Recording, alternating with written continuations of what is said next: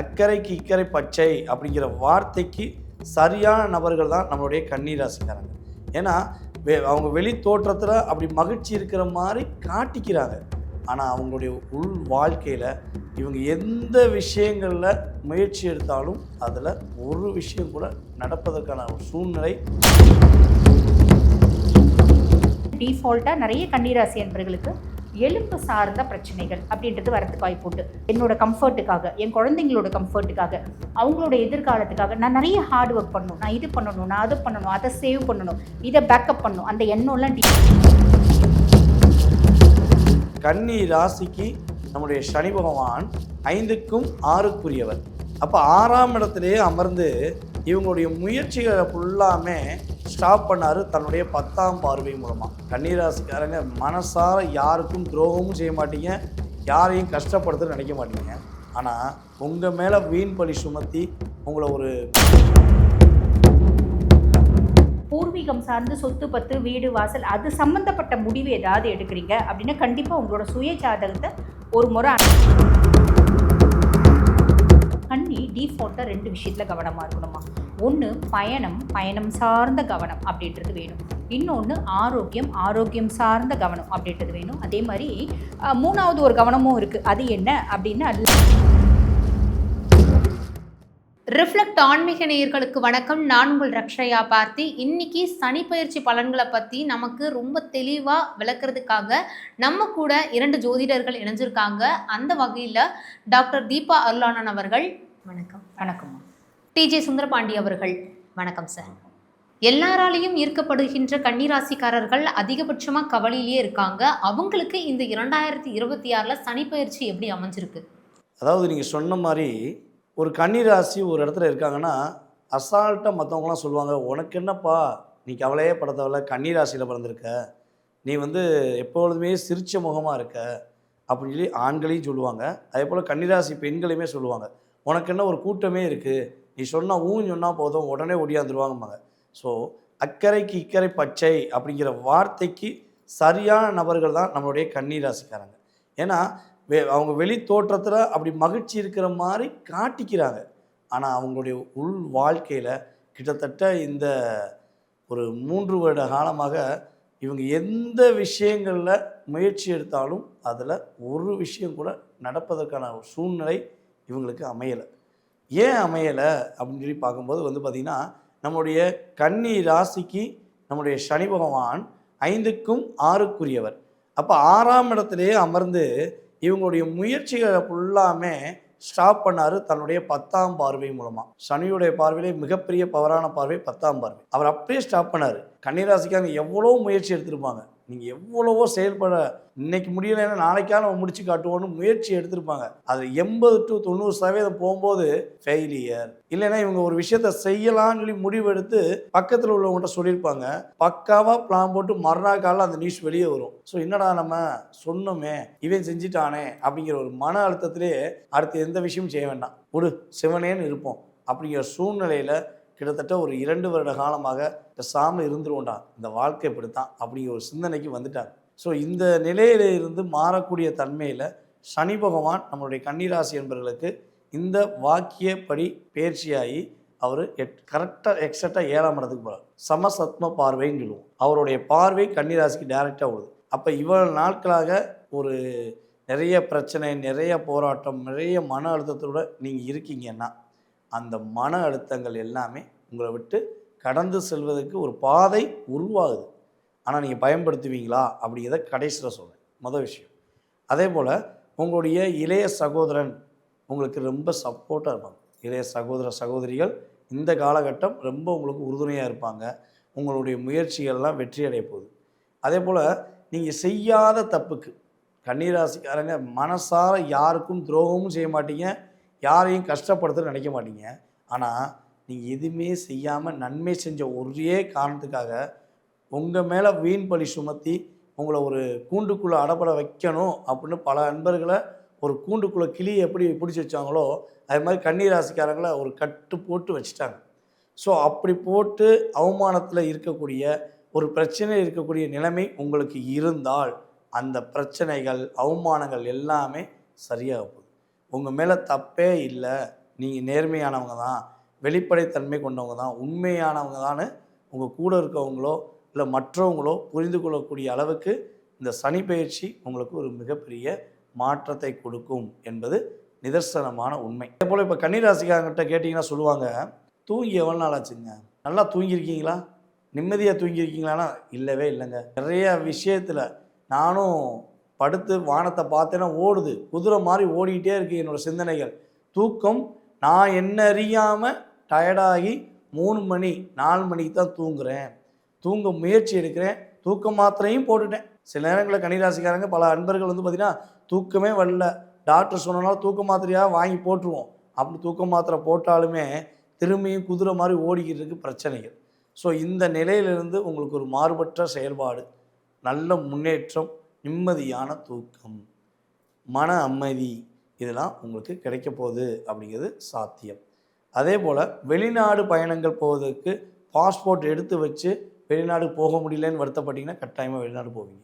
Passport apply பண்ணிட்டேன், ஆனால் எனக்கு மட்டும் ரிஜெக்ட் ஆகிட்டே இருக்குது, என் குடும்பத்தில் எல்லாருக்கும் வந்துருச்சு ஆனால் எனக்கு மட்டும் வரல, ஏன் வரலன்னு தெரியல அப்படின்னு கவலைப்பட்டீங்கன்னா இந்த சனி பயிற்சி ஆன பிறகு நீங்கள் பாஸ்போர்ட் அப்ளை பண்ணுங்கள். கட்டாயமாக வெளிநாடு யோகம் உண்டு, வெளிநாடு சுற்றுப்பயணங்கள் போவதற்கான வாய்ப்பு உண்டு. அதே போல் உங்களுக்கு மனசுக்கு பிடிச்ச மாதிரி ஆலயங்களில் போய் சென்று, அதாவது வெளியூர் வெளி மாநிலங்கள்லாம் நீங்கள் வந்து ஆலயங்களுக்கு சென்று வழிபாடு செய்வதற்கான, காசி அப்புறம் யாத்திரை போவதற்கான ஒரு சூழ்நிலைகள்லாம் நீங்கள் விருப்பப்பட்டீங்கன்னா உங்களுக்கு கிரகம் உங்களுக்கு வடிவமைச்சு கொடுக்கும். நீங்கள் என்ன பண்ணலாம், அதை சரியான முறையில் பயன்படுத்திக்கலாம். சரி, இவ்வளோ நன்மைகள் இருக்குது. கவனம் என்ன அப்படின்னு பார்த்தீங்கன்னா, ஷார்ட் அண்ட் ஸ்வீட்டாக சொன்னால், உங்களுடைய ராசிக்கு 4ஆம் இடத்தை சனி பகவான் தன்னுடைய 10ஆம் பார்வையாக பார்க்கார். உங்களுடைய ராசிக்கு 9ஆம் இடமான ரிஷபராசியை தன்னுடைய 3ஆம் பார்வையாக பார்க்கார். அதே போல் உங்களுடைய ராசியவே பார்க்கார். இதுதான் இங்கே மிகப்பெரிய முக்கியம்.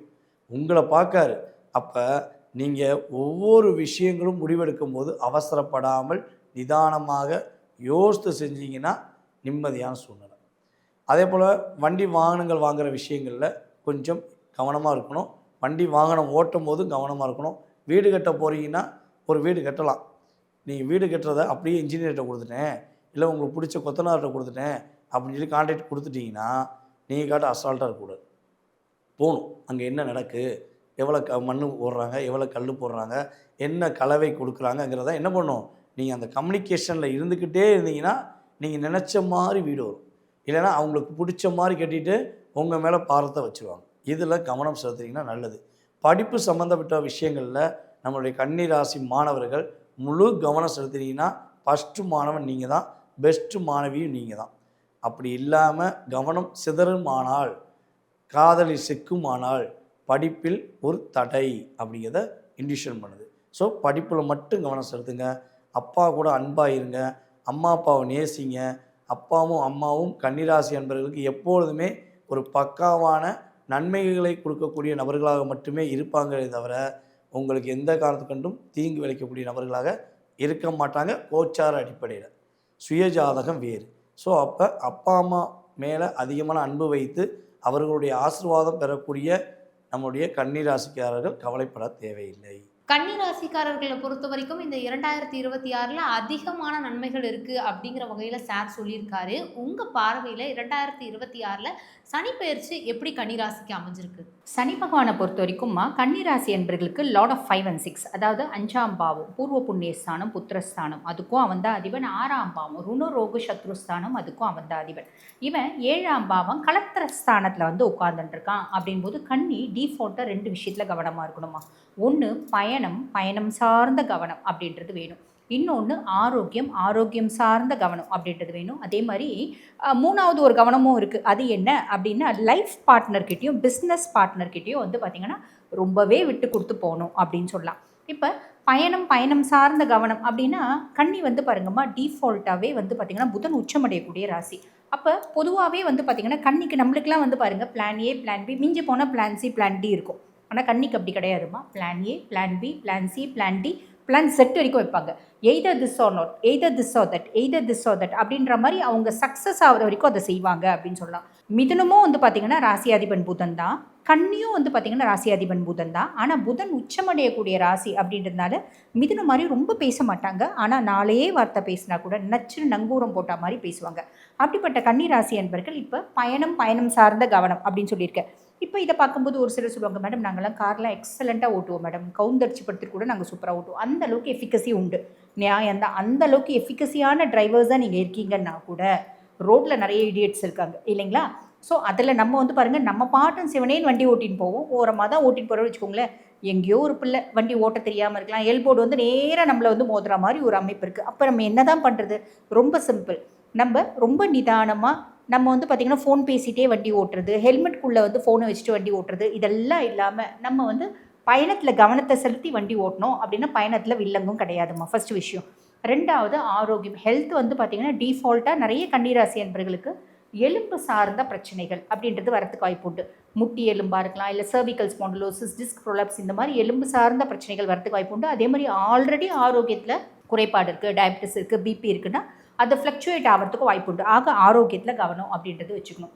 3வது, இப்போ கன்னிராசி லேடியாக நீங்கள் இருக்கீங்க அப்படின்னா உங்கள் கணவர் எந்த ரேஞ்சுக்கு பேசுவார் அப்படின்னா, அதாவது நம்மளுக்கு வந்து ஒரு கட்டை இருந்துச்சுன்னா போட்டு மண்டையில் 4 சாத்து சாத்தலாம், அந்த ரேஞ்சுக்கு பேசுவார். அதே மாதிரி தான் உங்கள் மனைவியும் கன்னிராசி ஜென்னா நீங்கள் இருக்கீங்க அப்படின்னா உங்கள் மனைவி வேறு லெவலில் பேசுவாங்க. இவ்வளோ நாள் வரைக்கும் அந்த பிள்ளைக்கு வாய்க்கு பெருசாக ஒரு பூட்டு போட்டு வச்சுருந்த மாதிரி தான் இருந்துச்சு அந்த பிள்ளையினோட வாய், இப்போ பெருசாக வந்து பேசுது அப்படின்ற மாதிரி ஒரு அமைப்பு. ரொம்ப எளிமையாக சொல்லணும் அப்படின்னம்மா, இப்போ கன்னிராசி ஜென் இருக்காங்கன்னா அவங்க மனைவி சொல்லுவாங்க, என்னோட அழகு, என்னோட அறிவு, என்னோட திறமை, என்னோட புத்திசாலித்தனம், நீ எனக்கு எந்த விதத்துலையுமே சூட்டபிள் கிடையாது அப்படின்ற மாதிரி அவங்களோட ஆட்டிடியூடு, பிஹேவியர், பேச்செல்லாம் இருக்கும். விட்டு கொடுத்துட்டோம் அப்படின்னா பிரச்சனை கிடையாது, ஃபேமிலி லைஃப் காப்பாற்றப்படும். இதே மாதிரி தான் நம்ம பிஸ்னஸ் பார்ட்னரும் பேசுவோம். விட்டு கொடுத்துட்டோம், பிஸ்னஸ் பார்ட்னர்ஷிப் கன்சர்ன் வச்சு நடத்துகிறாங்க அப்படின்னா பிஸ்னஸ் பார்ட்னரும் இதே ஆங்கிளில் பேசுவோம். விட்டு கொடுத்துட்டோம் அப்படின்னா அங்கேயும் பிரச்சனை கிடையாது. ஆக இந்த விஷயங்களில் நம்ம கவனமாக இருக்கணுமா. அதுக்கப்புறம் நம்மளுக்கு வந்து சனி பகவானோட பார்வை சுயஸ்தானத்தை பார்க்குது அப்படின்றதுனால பொதுவாக வந்து பாருங்கள், ஒரு மந்த நிலை கன்னிக்கு அப்பப்போ மேலோங்கும். சனி வந்து சுயஸ்தானத்தை பார்க்கறதுனால அதுக்கும் மேலே வந்து பார்த்திங்கன்னா ஒரு எக்ஸ்ட்ரீம் ஃப்ரஸ்ட்ரேஷன், இரிட்டபிலிட்டி, ரொம்ப ஸ்ட்ரெஸ்ஸு இதெல்லாம் வரும். அப்பப்போ நம்ம ஸ்ட்ரெஸ்ஸை ரிலீவ் பண்ணிக்கிறது நல்லது அப்படின்லாம். இது மைனஸ். ப்ளஸ் என்ன, 4 பேருக்கு ஹெல்ப் பண்ணணும்னு தோணும். நம்மளோட ஈகைத்தன்மை அப்படின்றது அதிகமாகும், நம்மளோட சேவை மனப்பான்மை அப்படின்றது அதிகமாகும். இதெல்லாம் ப்ளஸ் அப்படின்னு சொல்லலாம். அதுக்கப்புறம் 4ஆம் பாவத்தை பார்க்குறாரு, அது வந்து சுகஸ்தானம் அப்படின்றதுனால கன்னி டிஃபால்ட்டாக நினைப்பாங்க, என்னோட கம்ஃபர்ட்டுக்காக, என் குழந்தைங்களோட கம்ஃபர்ட்டுக்காக, அவங்களோட எதிர்காலத்துக்காக நான் நிறைய ஹார்ட் ஒர்க் பண்ணணும், நான் இது பண்ணணும், நான் அதை பண்ணணும், அதை சேவ் பண்ணணும், இதை பேக்கப் பண்ணணும், அந்த எண்ணம்லாம் டிஃபால்ட்டாக இருக்குமா. அம்மா கூட மனஸ்தாபம் வரத்துக்கு வாய்ப்பு உண்டு, அம்மாவுக்கு உடல் சார்ந்த உபாதைகள் வரத்துக்கு வாய்ப்பு உண்டு, அதில் கொஞ்சம் கவனம் அப்படின்றது வச்சுக்கணும். அதுக்கப்புறம் பாக்கியஸ்தானத்தை சனி பகவான் பார்க்குறாரு.